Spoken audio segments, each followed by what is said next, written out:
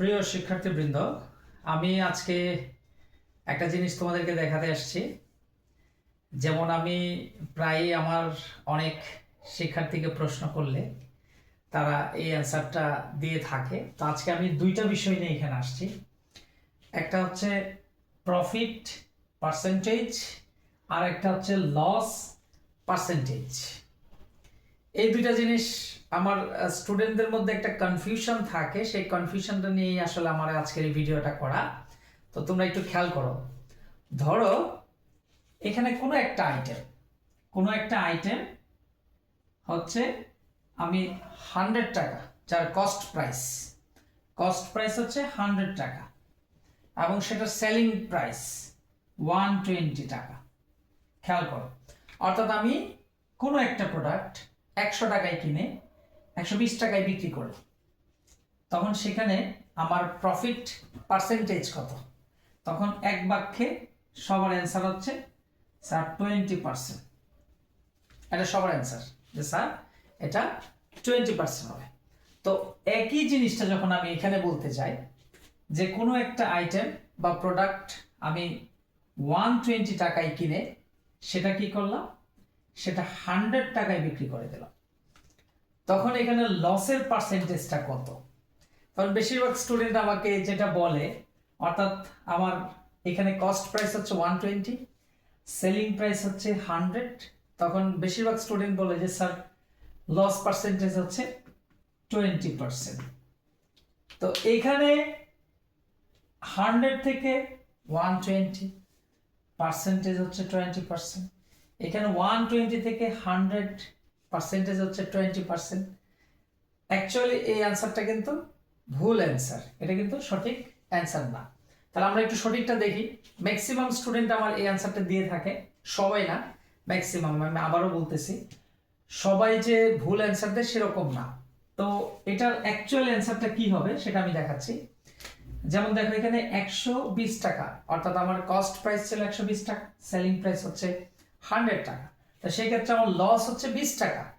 তো কতর মধ্যে লস হলো? সেটা 120-র মধ্যে লস হলো 20 টাকা।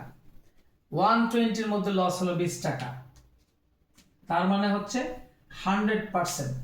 তাহলে আমরা যদি এই 20 দিয়ে এটাকে কাটাকাটি করি তাহলে আমরা পাই 6, আর 6 দিয়ে যদি আমি 100-কে তোমরা কাটতে চাও তাহলে এটার অ্যান্সার আসবে 16.67%।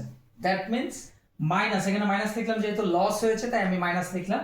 তো 16.67% হচ্ছে আমাদের ক্ষতি হয়ে গেল, যেটা হচ্ছে আমাদের মধ্যে কনফিউশন থাকে যে এইখানে যেহেতু আমি 100 টাকাটা 120 টাকায় বিক্রি করে দিলাম, সেখানে আমার 20% হয়ে গেল, আর এইখানে যেহেতু আমি 120 টাকাটা 100 টাকায় বিক্রি করলাম, এখানেও তো 20 টাকার হেরফের হচ্ছে, তো এখানেও হয়তো বা লস পার্সেন্টেজটা 20% হবে, যেটা অ্যাবসলিউটলি রং অ্যান্সার। এবং রাইট অ্যান্সার হচ্ছে আমাদের 16.67% এখানে লস হয়েছে।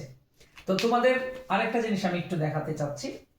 ধরো কারো স্যালারি হচ্ছে x টাকা, কারো স্যালারি x টাকা ধরলাম, x টাকা হচ্ছে কারো স্যালারি। তো ওই ব্যক্তির স্যালারি 20% ইনক্রিজ হয়ে গেল এবং এক মাস পরে ওই ব্যক্তির স্যালারি আবার 20% ডিক্রিজ হয়ে গেল, তাহলে ওনার স্যালারি কি কোনো চেঞ্জ হবে? তো আমার মোস্ট অফ দ্য স্টুডেন্ট বলে যে স্যার স্যালারি সেমই থাকবে।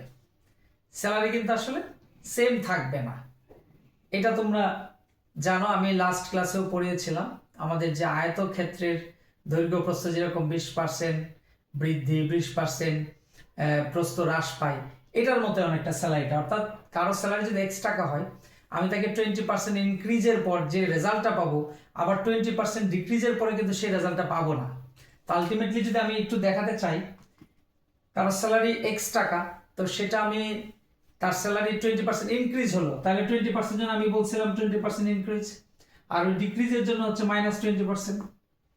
আর এখানে ফর্মুলার প্লাস 20 × 20 ডিভাইডেড 100, তাহলে এই হিসাবে কিন্তু আমাদের -20 হবে এখানে। তো এই হিসাবে কিন্তু আমাদের -4% হয়, অর্থাৎ স্যালারিটা -4% কমে যায়। এটাই ছিল আজকের এই বিষয়টা। তো তোমাদের যদি ভালো লাগে সেটা তোমরা শেয়ার করবা তোমাদের টাইমলাইনে, যেন সেটা তোমাদের কাছেই থাকে সবসময়। এবং তোমরা এটা অর্থাৎ আমাদের যে ভুলটা হয় সেটা যেন আমরা সঠিক করে নিতে পারি, সেটাই থাকবা। ধন্যবাদ সবাইকে।